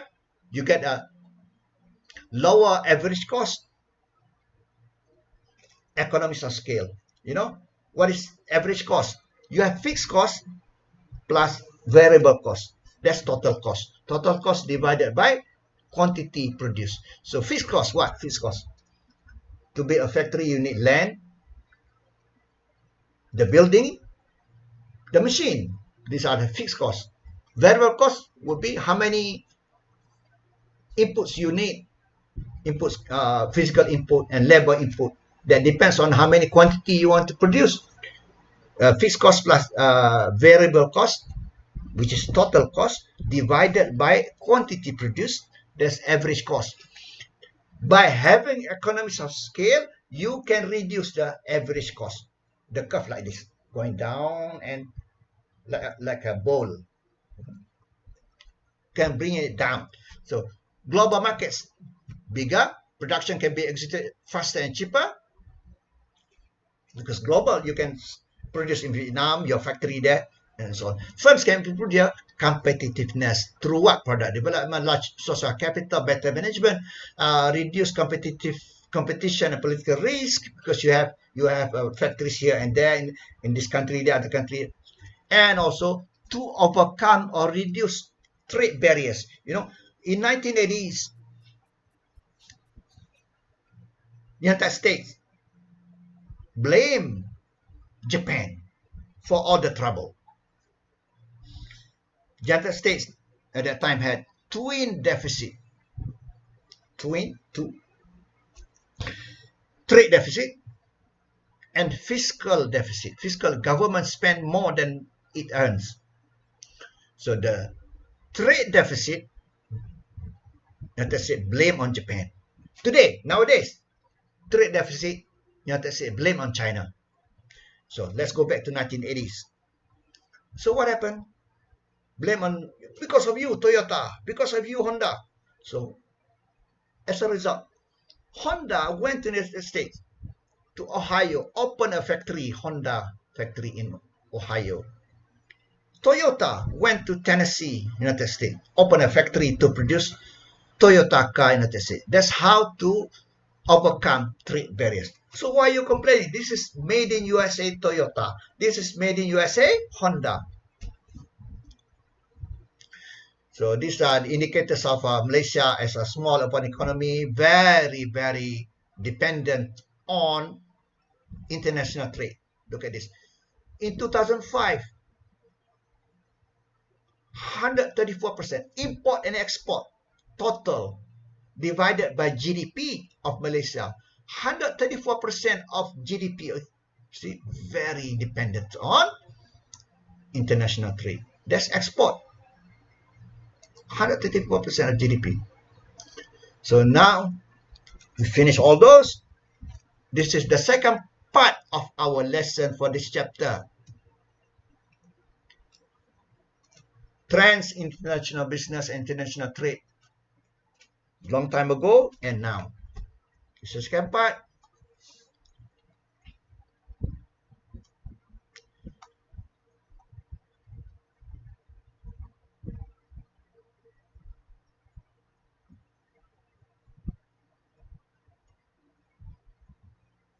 Oh, still, we're in the first part.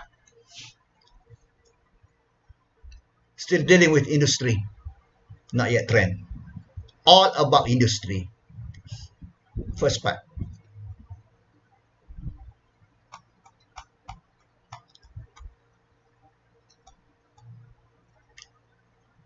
So, the history of Industrial Revolution.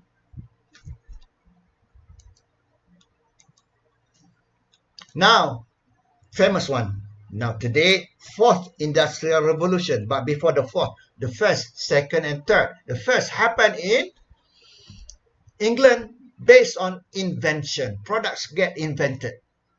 This is during the time of those we learn in international economics, Adam Smith and David Ricardo.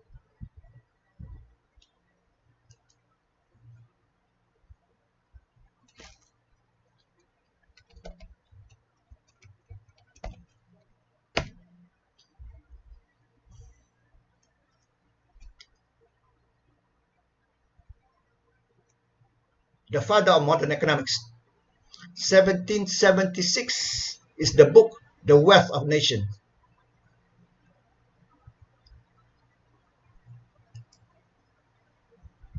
The Wealth of Nations, 1776. From this came economics, modern economics. From this came theory of modern international trade,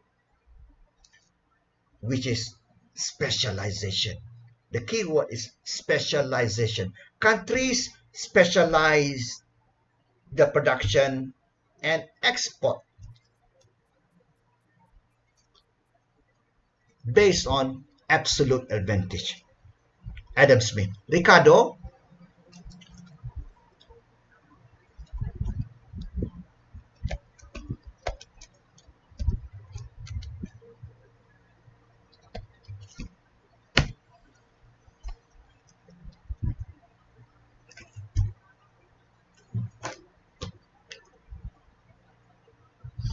theory of comparative advantage.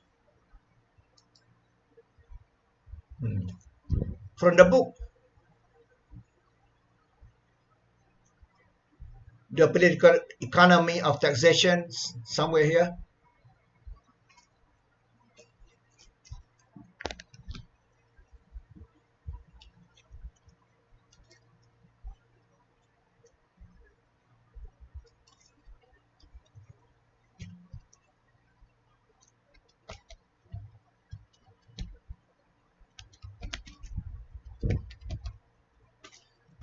This is the book.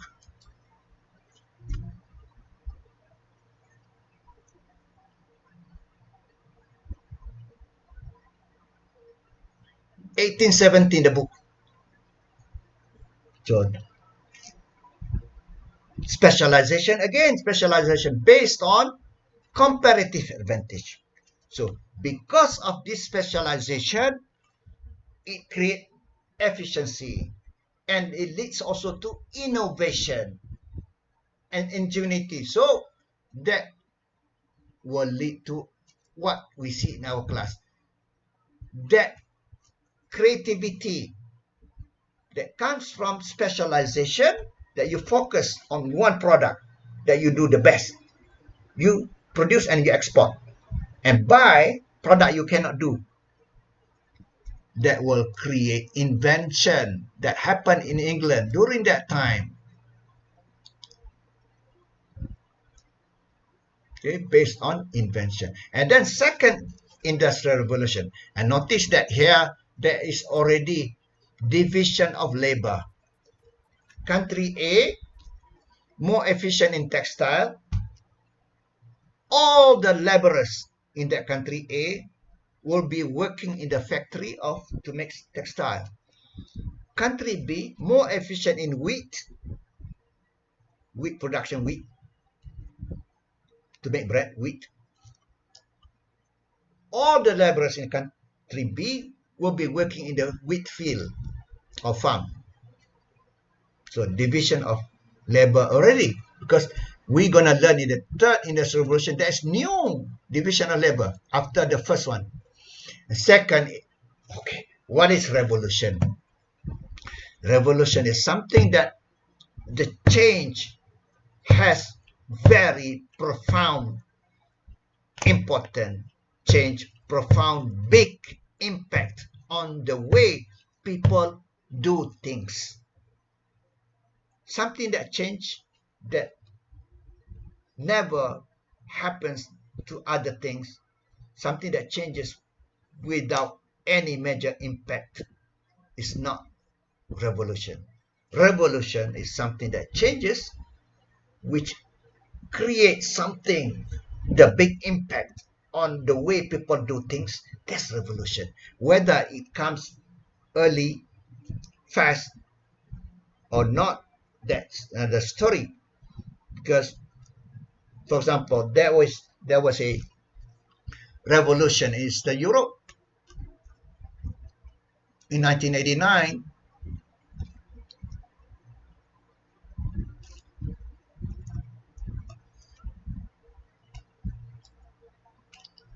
Starting with, 1989 was very important part of history, economic history, with the Berlin Wall collapsed in 1989. That Berlin Wall was symbolic, that divide the West and the East.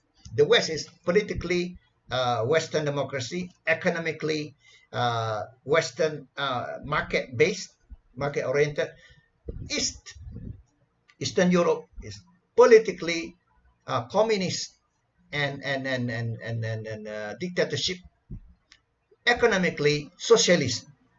So in 1989, Berlin Wall that was dividing that ideology collapsed because of the demand for democracy that happened. Revolution in Romania spread to Czechoslovakia and spread to Poland, spread to East Germany.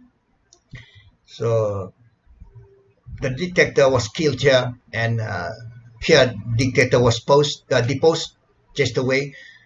Václav Havel.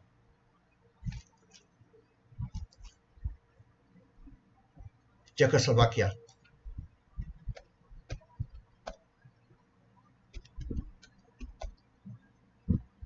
For example,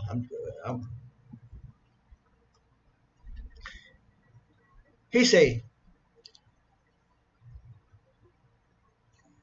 author, poet, playwright, former dissident. So when I'm trying to explain to you what is revolution. Revolution may occur, it seems to be like, boom, happen quickly. No, the ingredient has been cooked over time, and then suddenly it exploded in 1989. Through what? Poet, playwriting, drama, whatever. I don't know, playwright. A play.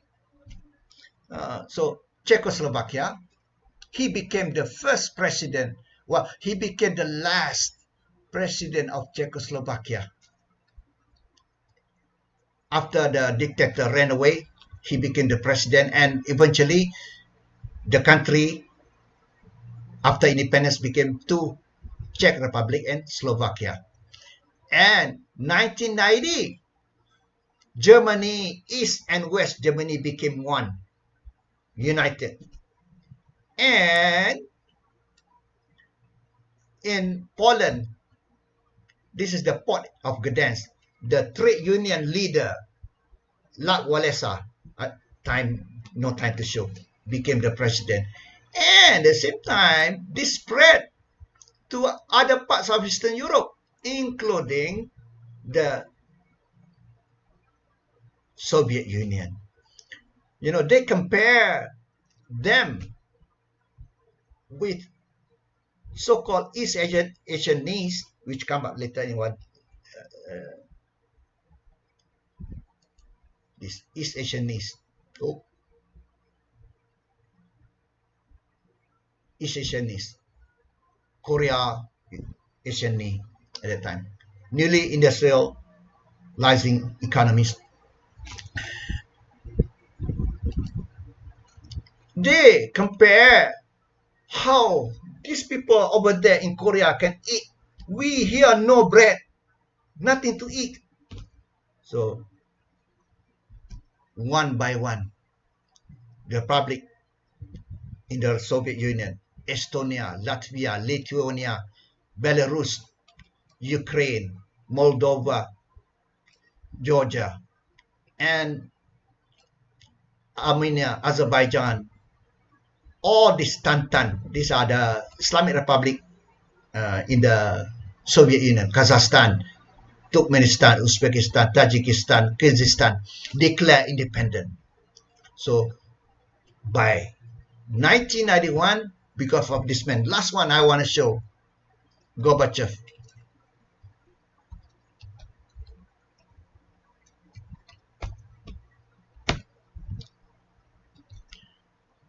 He's a good man. I call him the man with the map on the, this is him previously. He passed away last year. He's a good man. He started Reformation because of the, happened in Eastern Europe. Reformation, two things. Perestroika and glasnost. Perestroika and glasnost. Perestroika is restructuring of the political system and economic system in Soviet Union. Perestroika. Glasnost, glass, clear, it's transparency, no hiding. So because of his good man, he was chased away by this Boris Yeltsin.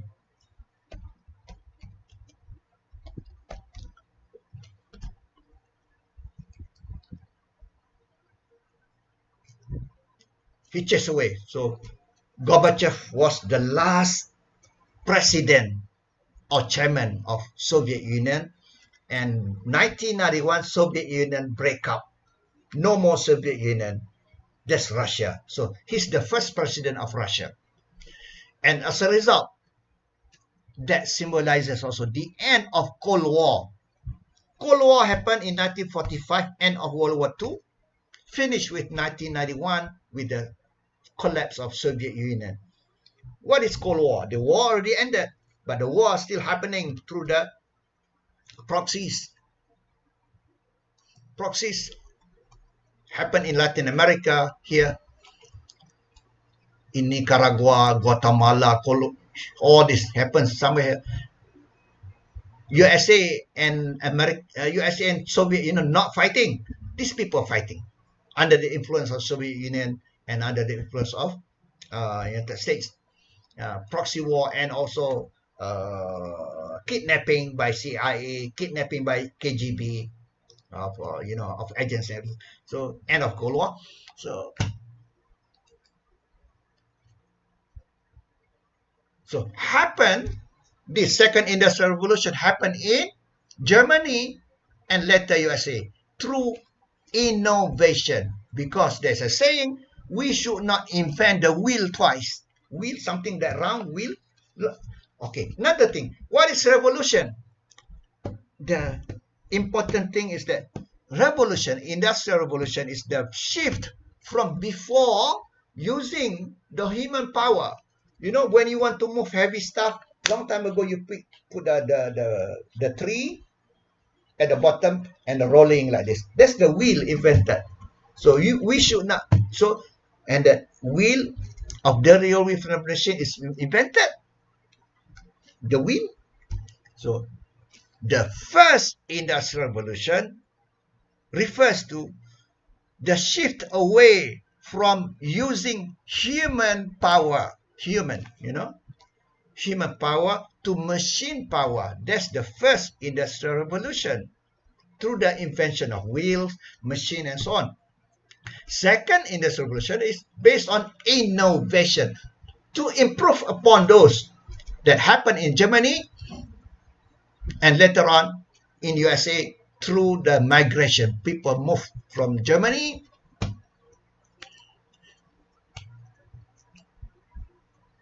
happen along the very important the river, Rhine River. So we have no time. And then the third industrial revolution is this: Japan joined the League of Developed Countries, and Korea became newly industrializing economies. And now, in the past, manufactured goods, one way, come from developed country to developing countries. With the third industrial revolution, manufactured goods also produced in developing countries. So the export of manufactured goods, two ways,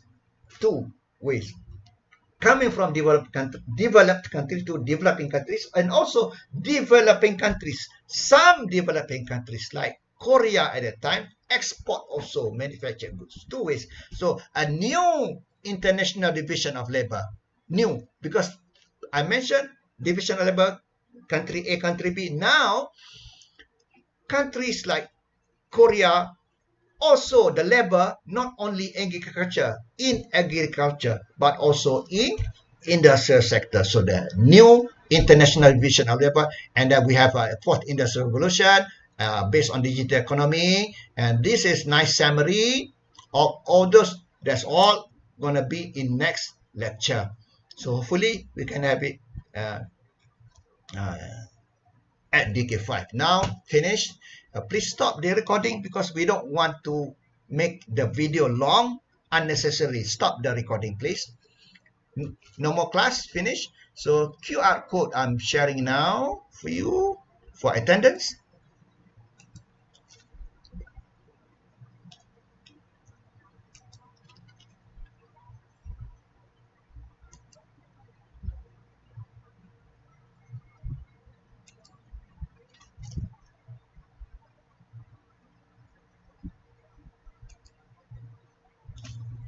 QR code.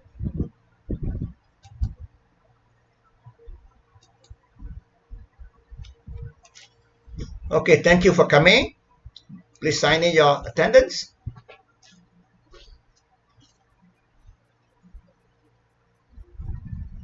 Got it or not?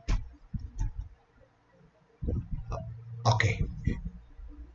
Thank you. Terima kasih. Thank you, Doctor.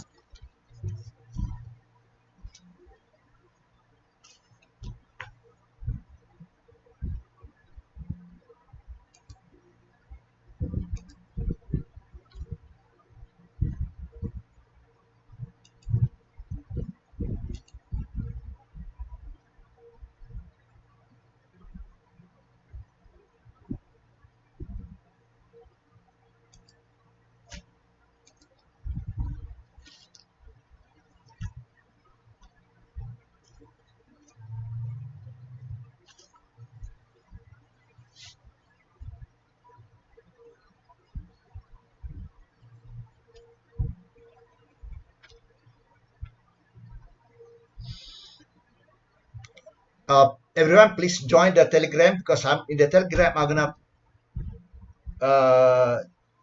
give instruction for you to create a group for you for assignment, which I can give the question now for the assignment due at the end of the semester, not now due, but I better give this question now so that you can start anytime early.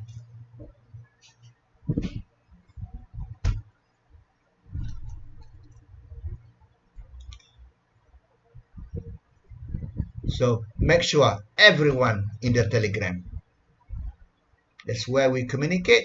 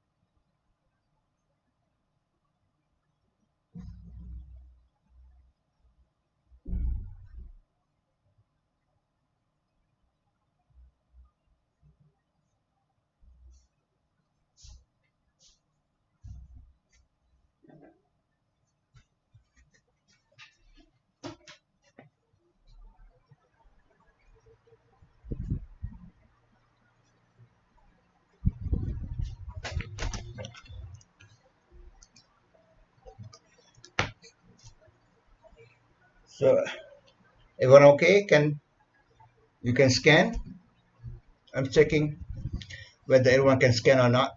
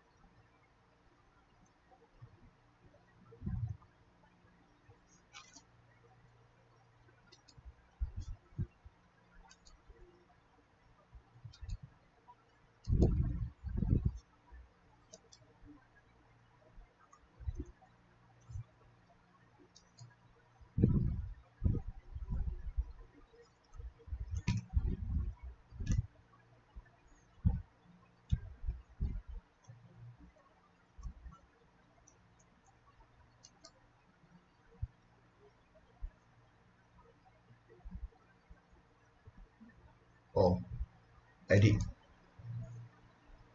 I'm opening still.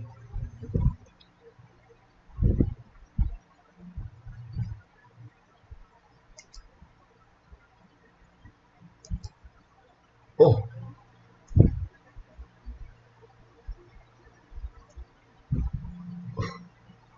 no. 11, 11:25 actually.